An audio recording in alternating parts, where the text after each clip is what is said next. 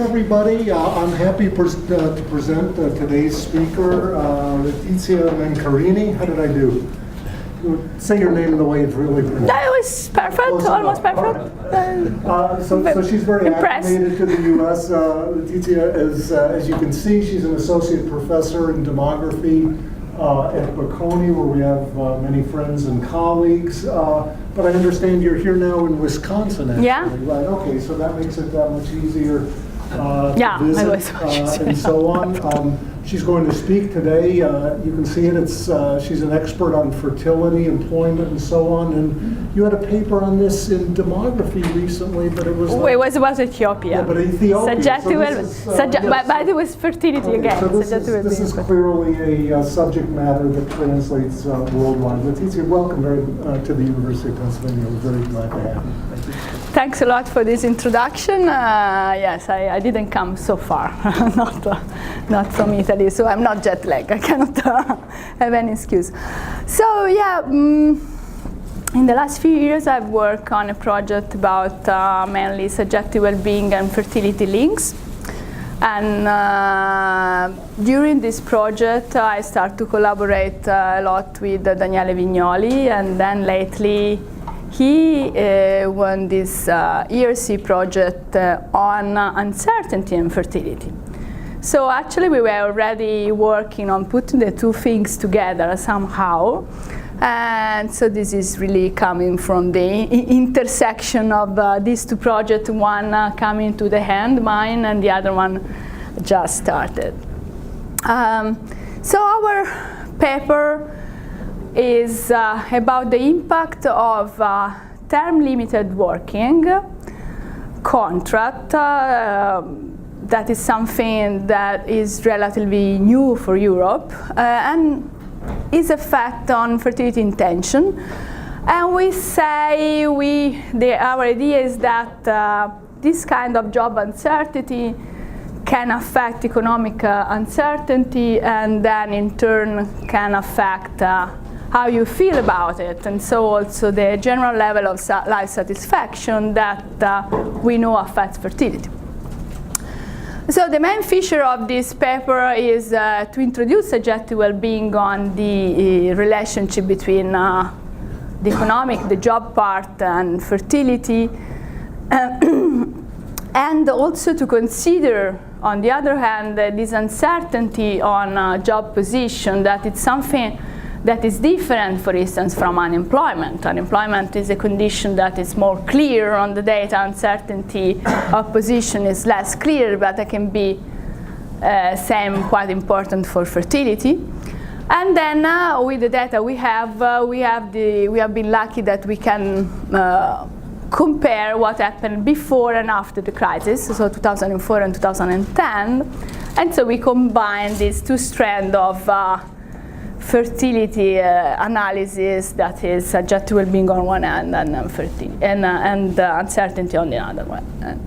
So what is job uncertainty? It's something that is structural or contingent for European conditions. So if we look at this graph about fertility in the last let's say 15 years, it's clear that the crisis, the financial crisis on 2008, it is a turning point for some group of countries' fertility, where there is a further decrease afterwards, I would say, but for German-speaking countries. So the attention on uncertainty condition of job raised a lot from the economic recession, although this paper is not about recession. We are working with other data about recession, and then there we really address with a difference method the causality, what happened with the economic crisis. So this paper is narrower in a sense because it's not able to measure really the effect of the crisis, but on the other hand is also wider because the idea is that uncertainty and this kind of new contract is something that is going to stay in Europe. Because what happened is that with the onset of recession and with the increase of unemployment all around Europe, one of the reactions was try to make the job market more flexible in order to decrease the unemployment. So the idea was really to do something good for the job market. And this idea of more flexibility and more uncertainty is something that goes with the regulation and internationalization, so with the globalizing world. And the idea is these are characteristics that probably they are going to stay, and they're going to be quite important for fertility dynamics also in the future. I use, in a sort of interchangeable way, the words flexibility and uncertainty actually is not really the same things, although sometimes are a different perception of the same objective condition. So if flexibility is more meant to reconcile, for instance, job activity and family, but sometimes if this creates uncertainty in the job condition, can be perceived by the person as a negative things, and so it can become economic uncertainty. Since I've been here in United States, at least in Madison in some seminar, I heard a lot talk about the good aspect of flexibility for the reconciliation of parenthood and work, so in a positive way. But actually, if we look especially to Europe, I think that this depends on where we consider that. So, of course, the level of protection of employment and unemployment is quite important across countries, and especially those countries where we have seen in the graph before the decrease of fertility. For instance, the Southern European countries where the crisis hit very badly are those where the protection of unemployment is quite low, and actually there is really a difference between those who are insider and protected because they are inside the job market, the job system, and that they have a permanent position and they are protected along the life course. Whereas the new typology of contracts that they are short term, and they are something really new also in the perception of people, they correspond to a sort of outsider position where the protection is much lower and sometimes affects a lot, for instance, the protection also about maternity or leave or parenthood. So it depends, of course, by this level of protection if we can consider like a positive job flexibility or a negative job uncertainty.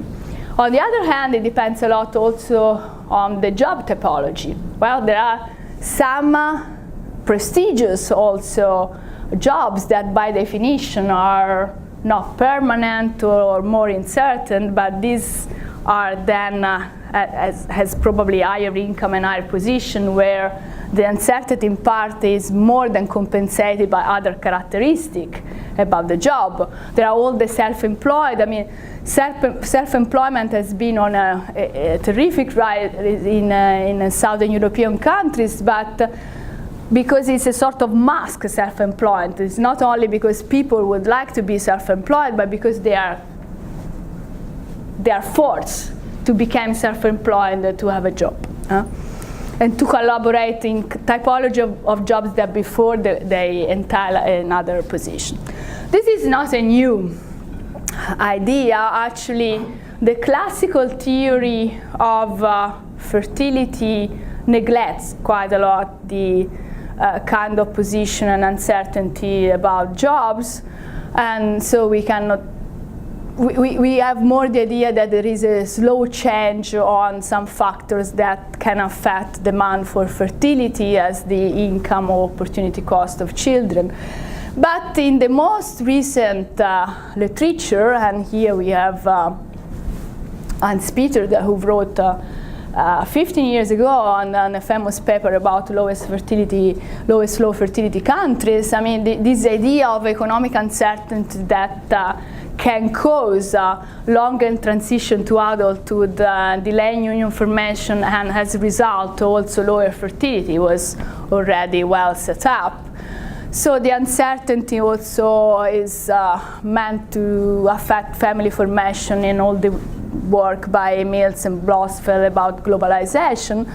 And another strand is more coming from financial option literature, is the idea that actually in conditions that they are perceived as uncertain, you avoid and postpone all those behaviors that they entail permanent condition, and fertility is one of those, of course. So this is a little bit the idea on how economic uncertainty can affect low fertility. On the other hand, when we introduce subjective well-being, there is this idea that if you have a precarious job, maybe the uncertainty of your job then affect you as worker, so from precarious work to insecure work. But this gives an heterogeneous level of job satisfaction and life meaning. So it's something that with objective data is not easy to detect, and we can also use some subjective measure on that. Sorry, pardon. So how economic uncertainty affects subjective well-being? Well, for instance, in a famous commission, Stiglitz M2C commission set up in 2008 from French government, there is the idea that economic insecurity is uncertainty about the material condition for the future.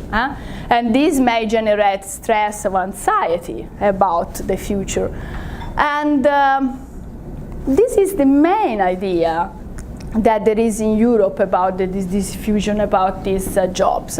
So all the other way around, job flexibility as a positive feature for your subjective well-being is mainly found in American literature, whereas after the crisis, and especially for European countries, really prevail a negative idea.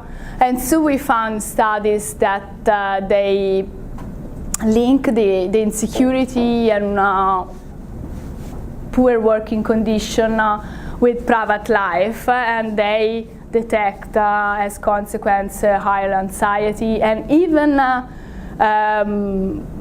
consequences for mental health and health in general. So we can really start to detect some negative association between those who have a temporary employment and the health condition in general.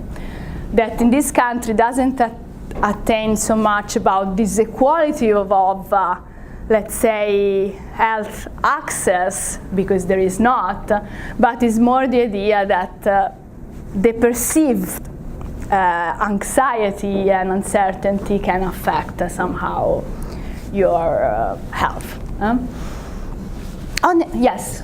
Why would there be a literature that says that there's a positive impact of job insecurity? Because especially in some study about the United States, there is this emphasis on flexibility. So we pass from long working hours to the idea that if you can organize your job, even if it's more uncertainty, became more compatible with fertility and having children. So there is lots of emphasis on that positive side.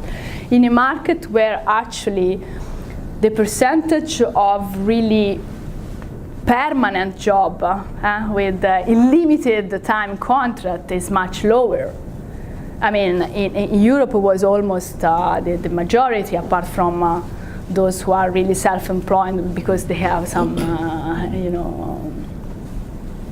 other typology of work. But in United States, there is lots of emphasis also on the positive side, and there are some studies that show that when you can all the idea of flexibilization of time schedule, it's good.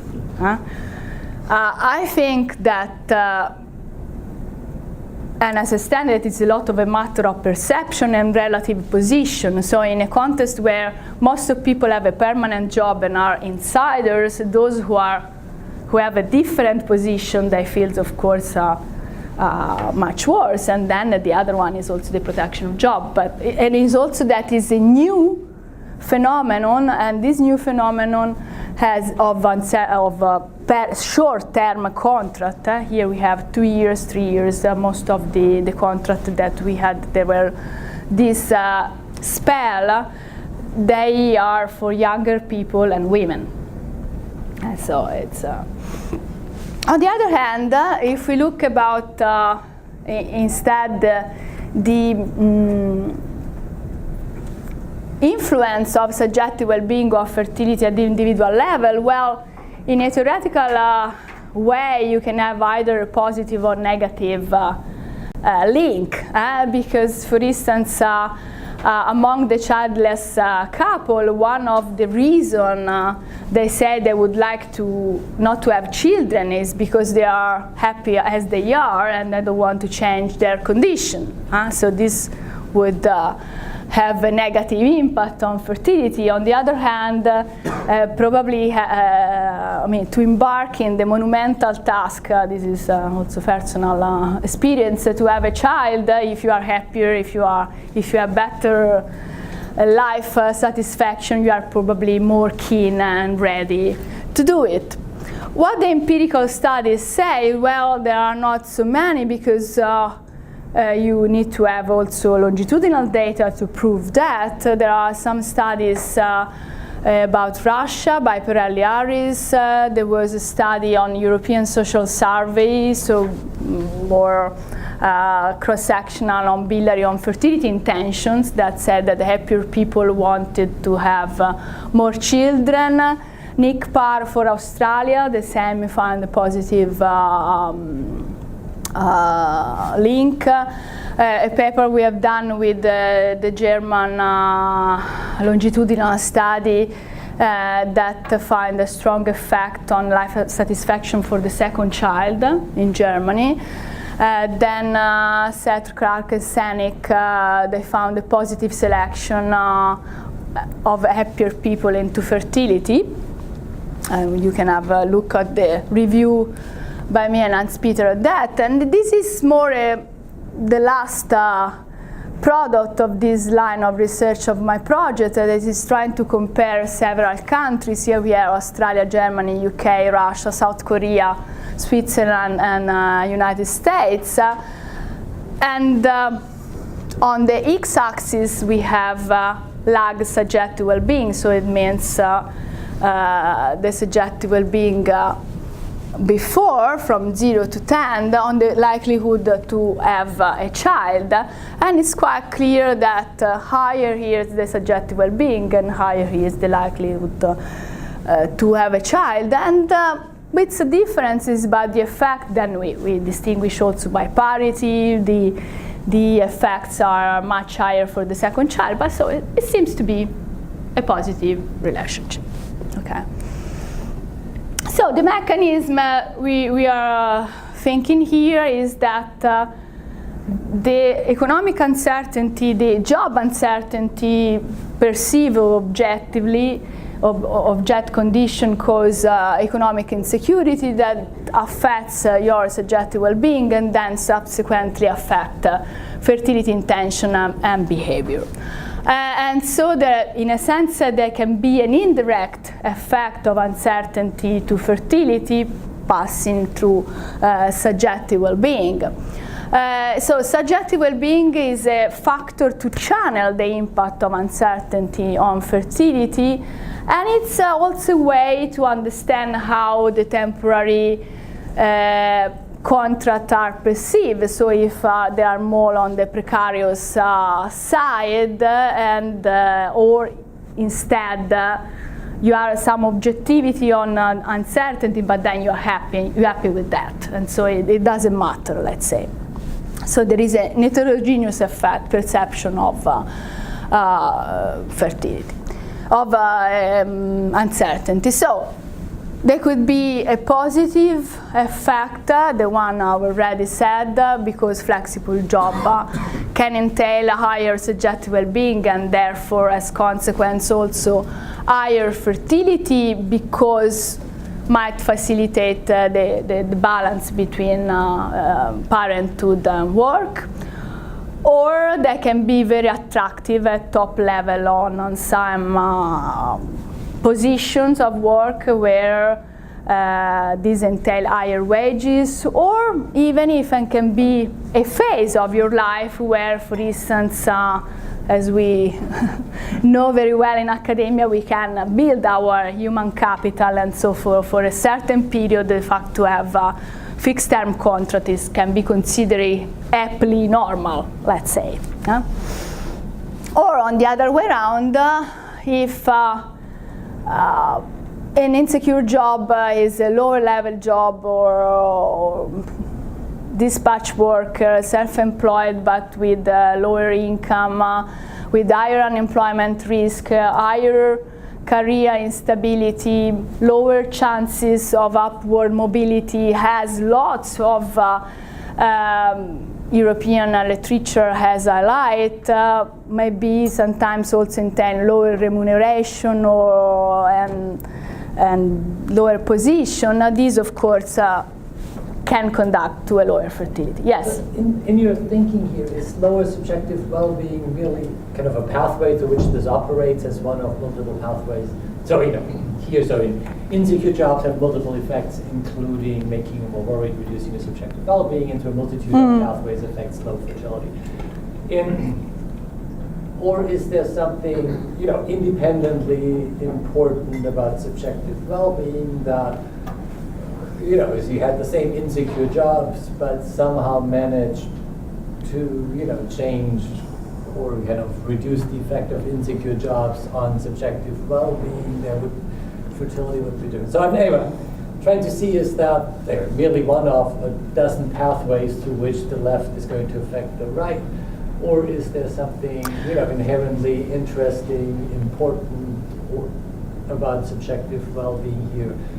Well, with this data, we use a mediation scheme. So we use subjective well-being as a mediator factor between uncertainty and fertility. So you can have a direct effect or can mediate the effect of uncertainty. I think that it can, especially for the higher parity, can have a higher strong effect on itself, but then, as we have said so many times, while for the first child is a sort of pure effect, because it's really your level of life satisfaction that can be linked with the desire to have a child or not.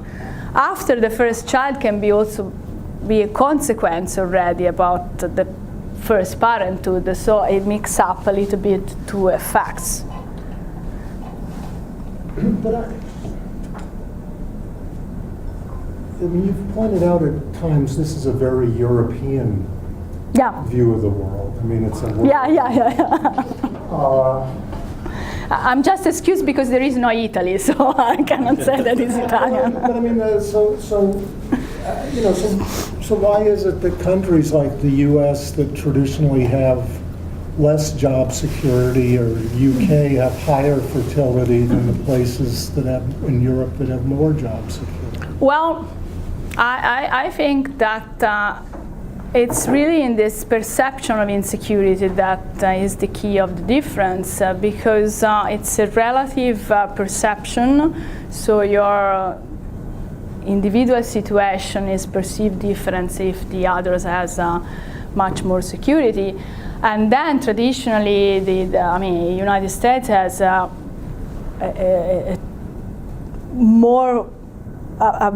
people can find more easily another job. So it's quite in the nature of the job market that you can pass from a job to another and to have some spell that they can be less protected.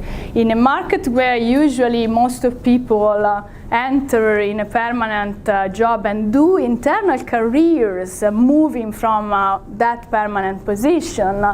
And also if you think about social mobility across generation, I mean the idea that you have a job position that it's secure, it's considered a precondition of doing other steps. We were talking today of the markers of transition to adulthood, and if the last marker is fertility, the job security is one of the mark. In a place where job security means only to have a good job and to be satisfied with your job, the typology of contract have less importance probably. But here we also, you will see that I'm not able really to show differences across countries. Studies, for instance, there is a new recent study published by Jean Raimond in Demography, where he shows that recently the position of men has become more important for fertility than the one of women. And in Europe, this is across this data quite different across countries, but for instance for Southern Europe it seems that the flexibility for women, the uncertainty is considered quite normal as long as one in the family has a strong job. But then with economic crisis, lots of people have lost, the primary jobs, and so that is basically this is a story of bourgeois social democracy. I can buy that. Yeah, I can buy that. Yeah. I mean, I don't have any ideological thinking out there. I mean, it's more trying to see what's going on. So we use the European Social Survey data that they are cross-national but cross-sectional, so it's not a panel. I put the name of General Social Survey because I think that European Social Survey was a lot inspired on General Social Survey, although they are not fully comparable because the questionnaire is different, but the kind of question you find, it's very similar. It's much more recent because now we are at the 9th round. It has a strange configuration because it's a survey that is central coordinated, but each country has to pay for its own survey, so you don't find in every round the same countries. Because some country can participate 1 year and they find money for doing it, and another year they don't. So we have for each round between 22, 23 to 28 European countries, but they are not always the same. And then there is a core questionnaire and some additional modules that they rotate or they have been added. There is a call every year if you want to propose a new module for European Social Survey. And so we find the modules of fertility intention only in 2 rounds, round 2 in 2004, around 5 in 2010. And we pick up only those countries who are in both rounds, both surveys, so we ended up with 22 countries. Since we are interested on typology of contract, we took only employed individuals, partner, so that they are either cohabiting or married, age from 20 to 45, and we ended up of a little bit less than 20,000 cases. And our outcome our treatment variable is employment uncertainty, and we have some nuances about this uncertainty, but we couldn't really consider it, so we have simply uncertain is all those who have a term-limited working contract plus self-employment, and 0 the others. So the other. That's a very strange definition of uncertainty. Think of uncertainty as the variance of a random variable. Okay. You would have fooled me. Okay. I mean, this is, I think, mostly also interesting for Daniele, who is going to build all these projects about this uncertainty. And for instance, he would like to do also some experiments, trying to make people define what is uncertainty and how they perceive the uncertainty of their position according to what. But I really want to follow up on that because I had the same thought earlier. What you described earlier in answer to my question is you said, look, you got a system here where some people are insiders and Yeah. other people are outsiders. Yeah. And that seems to me what you're trying to measure, insiderism versus outsiderism, because lots of people are terribly certain they're outsiders. Yeah. There's no variability in it. They know they're on the outside and they're not getting in. So, I mean, it seems like what you're measuring is insider-outsider status in a labor market that's constructed with more boundaries than might occur, quote unquote, Yeah. naturally. Yeah, although And also that automatically gives extremely different benefits for if you have a kid. yeah. So that's, in a way, is that if you have a permanent job, you're entitled to somewhere between 6 months and 2 years of full pay, then go back to the original job. But if you have a term limit, the job expires, your benefits expire. You have some minor unemployment insurance between 2 and 3 months, and that's it. Well, here we did the same analysis, including self-employed and excluded self-employed, or put self-employed on their own. And actually, we obtain more or less the same results. So it's not. Also, and the other one, Yeah. very limited access to benefits the government gives to employee people in terms of when they have a job. Isn't that the main difference between the two groups of people that you have in how much? Sorry? Isn't it the main benefit? Those people you label with a 0 and the people you label with a 1. Isn't the main difference between the size of the benefits the government provides them in case they have a child? Yes, no, because we have, for instance, the gross replacement rates, that is the unemployment benefits received where you don't work, compared to the wages earned before when employed. And here, in some countries, these are the Nordic countries. I mean, you arrive to. This is not cross-section. This is not within the same people of the same country. This is a variable which is country and year specific. What I was talking about is those people. Some of them have a job that is permanent, that allows them to go on the unpaid. Yeah. And the rest do not. Yeah. This tells us only nothing about that.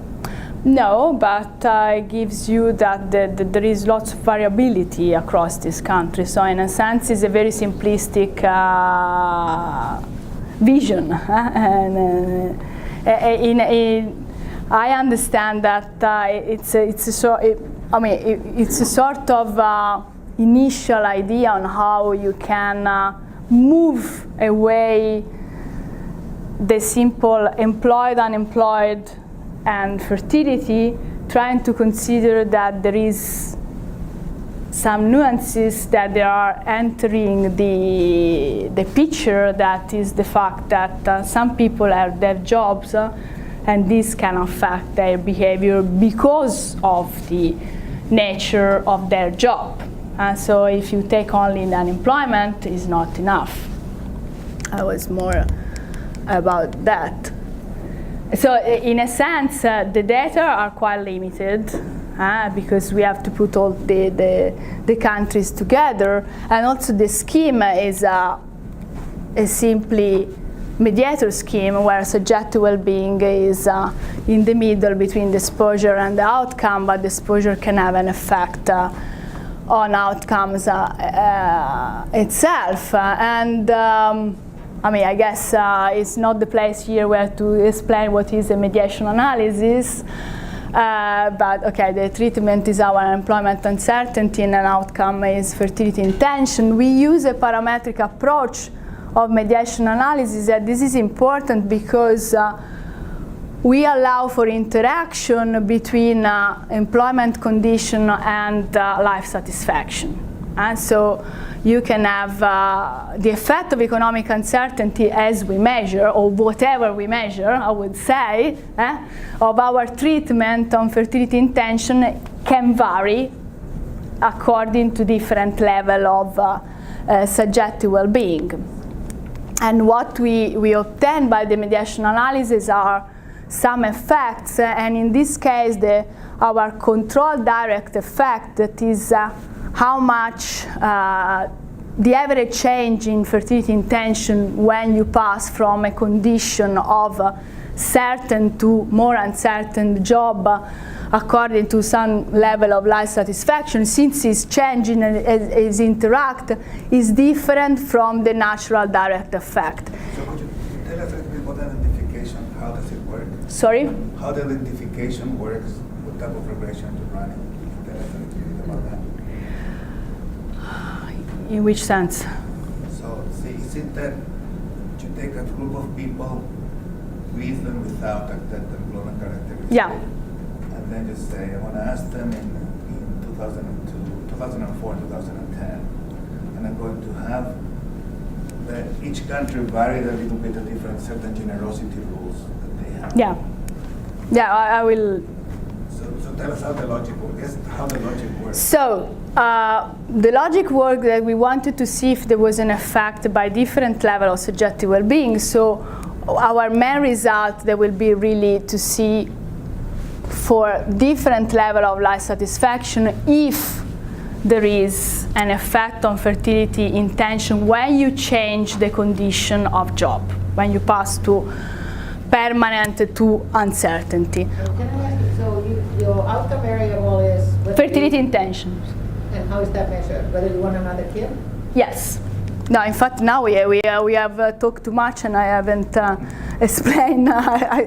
Fertility intention is asked in a very classical way. So is, do you plan to have a child within the next 3 years? And we have definitely not, probably yes, and definitely yes. And here we take as outcome only those who said definitely want a child, because we know from other studies that this is a little bit more linked to the behavior itself, while the probably yes is much less. So on this, we do a simple logic models where we find, for instance, that this typology of contract has a negative effect of the intention to have a child, but then when we include life satisfaction and we interact the precarious employment with life satisfaction, we see that the effect is positive. We cannot do a fixed effect by country, but we put some grouping of country for welfare regimes, so Nordic, continental, southern, German-speaking, and Eastern European countries. And then we also control, and this is for indicators on each years, 2004 and 2010, for an index of employment protection legislation, unemployment rate, and unemployment replacement rate. So these indicators are taken from OECD, simply. So on this interaction model, so the interpretation, I guess, is so if you're a more satisfied person, you're more likely, or you have higher intention to have a child. And if you're a more satisfied person and you happen to get a precarious job, you're even more likely to have a child. Well, not really. I mean, in a sense that. But I think that's what it says, right? Yeah. So if you're happy, you're more likely to have a child, and if you're happy, and in addition, you get a precarious yeah, job, but then if you allow to vary the level of satisfaction, you will see that for some level of satisfaction, and this is the mediation analysis. So these are all the data together. Below the level of 7, so for lower level of satisfaction, you have a decreased probability to have a child. So for instance, if you take the level 5 here, you have a control direct effect of 0.82. That means that you are of 18% less intention to have a child, but not for all. So only if you have a lower life intention. And of course, the only things we can do here is to try to stratify the model by different grouping, and we did it by gender, by parental condition, by age, and men and women in different moment. And we find that only for some of this stratification of this strata, we have a positive effect of the control direct effect. For instance, here we have the life satisfaction intervenes, right? Life satisfaction. Yeah. And so you're fixing something that intervenes. At different, we allow the satisfaction to vary, and then we see what happens when you pass from the treatment from 0 to 1. Yeah, people do that. You've cited some people who do that. I always have a problem with the idea of controlling on an intervening variable, trying to imagine what's going on when you're doing the outside thing, because, you know, I do this, a whole bunch of stuff happens, something happens out here, now I fix this thing, but how can I fix it and do the same thing? The life satisfaction, direct effects are just something that are derived from algebra. They have no correspondence to an actual intervention, because unless you can design a study or a treatment that actually allows you. No, yeah, of course, no, you cannot do that. Right, but then we start talking about it as though we're living in a world in which you can fix the intervening variables and vary the external variable. How do you fix people's life satisfaction and change their precariousness of their job? No, you cannot. I recognize that. No, I mean, it's it can be a very limited way to interpret the things. I mean, I accept that. I mean, here I think that some results are interesting. For instance, here we see that for childless people there is no differences by level of life satisfaction, whereas for parents, yes. If there are low satisfied, then there is a negative, quite big actually, effect. And this is quite compatible with other results we have that I've already mentioned about the fact that for parents and treat me like a very ignorant person. So what you're doing, see if I understand. What you're doing is you take people, you group them in means of life satisfaction. Say, maybe this is not exactly what you do, but you put them in means of life satisfaction across countries and periods. And then you compare the intentions of have a kid among those that have a permanent jobs and those that do not. Is this a way of mediating by life satisfaction? As I said, put them in different means. So everybody in the same mean has the same life satisfaction. Then what you're asking is within each mean, does having a permanent job make them more likely? Right, you don't ask in that. But functionally, yes. Yeah. Is that the logic of your simplification? I'm just saying, yeah, it might be a little bit of mathematics. Yeah, no, okay. But it's that. But it's that I wasn't clear. Or, for instance, if you distinguish by gender, you don't obtain any effect. Practically it's flat. But then if we divide it into group in 2004 and 2010, we see that in 2004 there is an effect for women but not for men, whereas in 2005 there is an effect for men and not for women.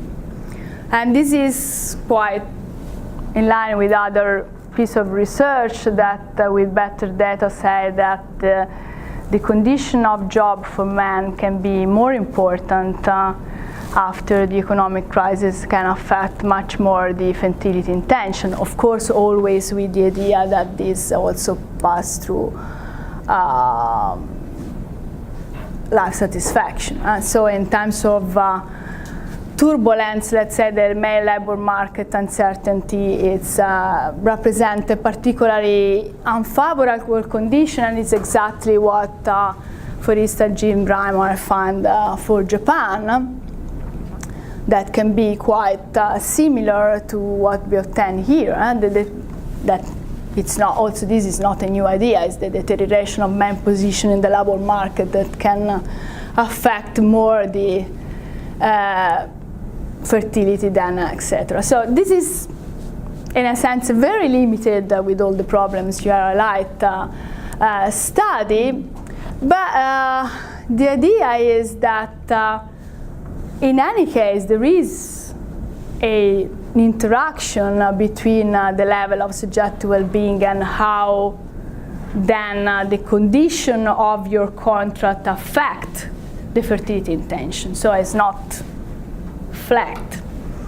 What this highlights is that the personal, probably psychological well-being mediates this effect. But in a sense, it can be also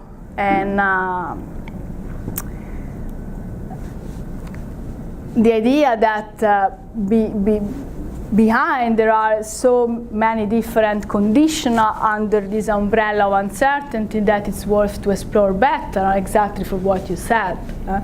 So I think that this kind of data, when they just collect and tick these permanent or non-permanent conditions that don't allow to understand what is their condition in the job market. And what life satisfaction is doing a little bit is highlight the fact that the perceptions can be different, and this perception can be different according to the same level of uncertainty, or can be different because the objective condition behind are also very different. So what we said. And another caveat is the fact that here then we remove unemployed people that actually are a very important and complementary part of the story, because those who have then these shorter term contracts are those also who risk more to became unemployed and inactive, and so we have excluded from that. Then we cannot really, despite controlling for country clusters and for all the indicators of the economic situation in different countries, we cannot deny that there can be a very important role, for instance, of policy family policies that we cannot understand here, that can alter a lot the effect of economic uncertainty on families. We are trying to see something, but we find only few effects on, for instance, in the southern European countries there is a positive effect of part-time on fertility, where there is also interact with the typology of contract, whereas in the Northern European we had a significant negative effect of the interaction with unemployment. That is less diffuse and probably also more important for fertility. So the idea is simply that it's clear that there is a minority group that in some literature didn't come out.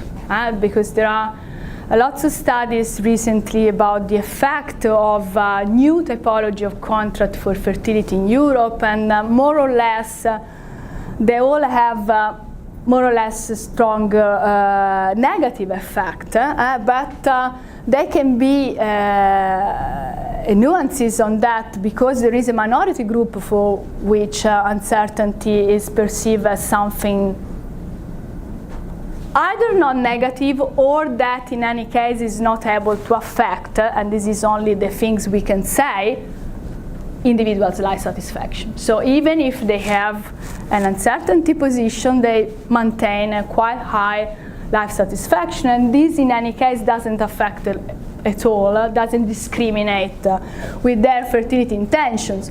But there is a majority group for those who are on the uncertainty typology of contracts that probably we know from other data, not from here, that can have an inferior work condition.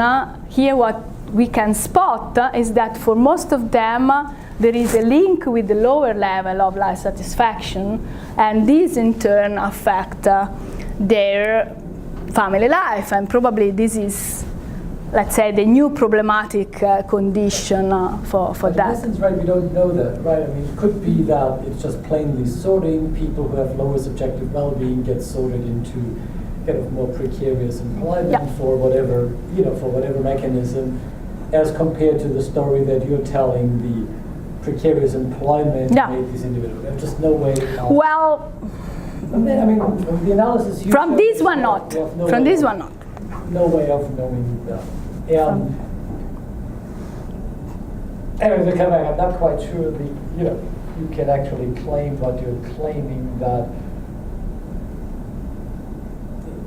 precarious employment, there's a majority of individuals for whom precarious employment reduces subjective well-being, and conditional on one being in that group, there is a fertility effect, because I think we simply don't.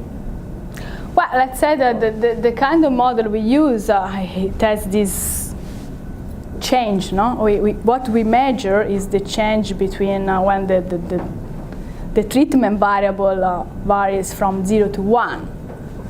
So you don't observe change. I mean, we only have cross. You don't observe change. No, You only no. know people being in different positions, and you know whatever is associated with the state. yeah, but you just control for all the other variables, and then you take all the other things equal. What happens if you pass from 0 to 1? Yeah. No. I mean, this is for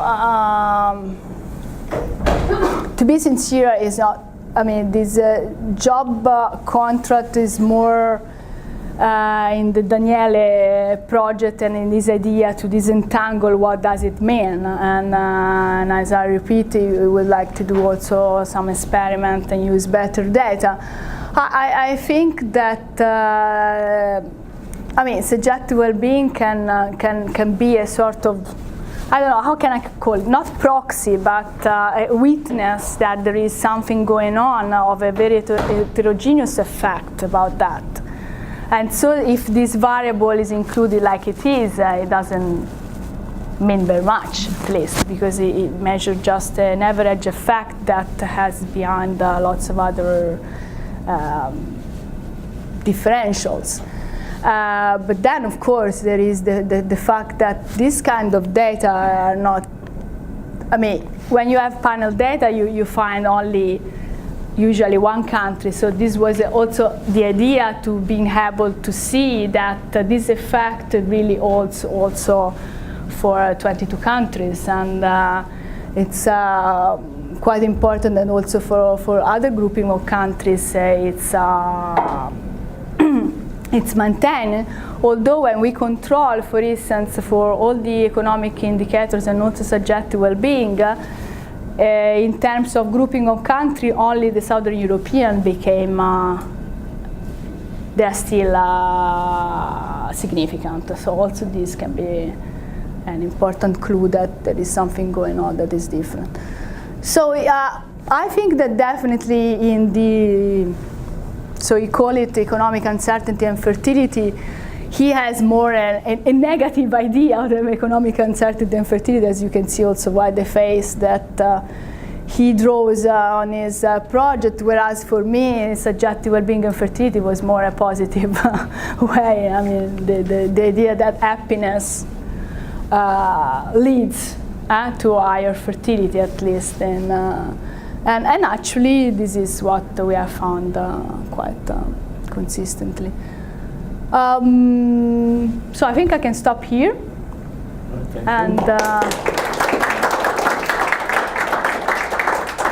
We have 5 minutes for questions. So, Letizia, you pull the data together and you tend to focus on this interaction between employment status, Yeah. Uncertainty, and subjective well-being measure. But can you say a little bit more about the cross-national difference? It seems like very interesting to know more about which countries show the highest which countries people are happier in general? Is it Nordic countries? Is that right? Are they linked with this really intention? So can you say a little bit more about actually cross-national difference, even interaction? In fact, do you see every country actually show that kind of interaction, or Yeah. you see some country you see every country actually show? Okay. No, yes, this yes. Then of course, the distribution of life satisfaction is very right skewed. So you have most of people that there are in all countries that there are 7, and so when we say for lower level than 7, you really mean the left tail of the distribution. And there are differences. For Nordic European countries, usually the average is higher on life subjective well-being, but of course here what you measure is more the difference, so it's not, but we are not able to do separate analysis by country because the data are not, when you go and measure the mediation effect, it doesn't allow us to do it because it becomes too small. So it's a sort of explorative, let's say, analysis for better analysis. About this we should have panel data, but we have only for very few countries, and actually the countries for which we have the German are those probably with the less effect, because we see the fertility didn't change, but also the economic condition, the job market was more stable. Whereas in North country, actually the effect in the last few years, some protection for some countries are really changing a lot. For worse, So this can have, in absolute terms, European terms, they are still much more protected, but in relatively internal terms, you can notice a decrease of protection. So was there an interaction between the country or the group of countries and the type of job? Because I think you implied that these effects were the same. So it wasn't, forget about the life satisfaction, but wasn't there even a difference between? Well, we obtain some in positive interaction if we distinguish more for typology, for other characteristics like unemployment or part-time. But like a variable, like the proportion of jobs that are short-term in the country. They are higher. They are for sure much higher in UK than not. But is that something you could include in your models? To get at the idea that it's the relative situation that matters. No, we didn't.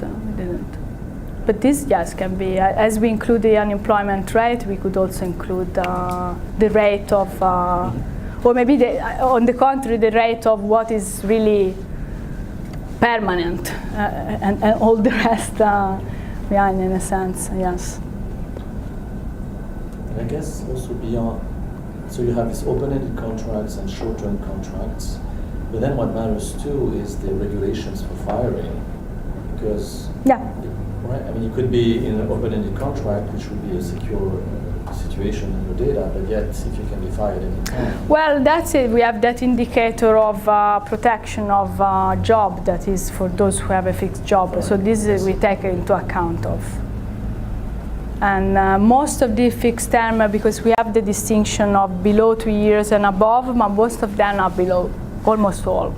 So there is a very small percentage that is not permanent, but for length that is above. All right, thank you very much. Thank you.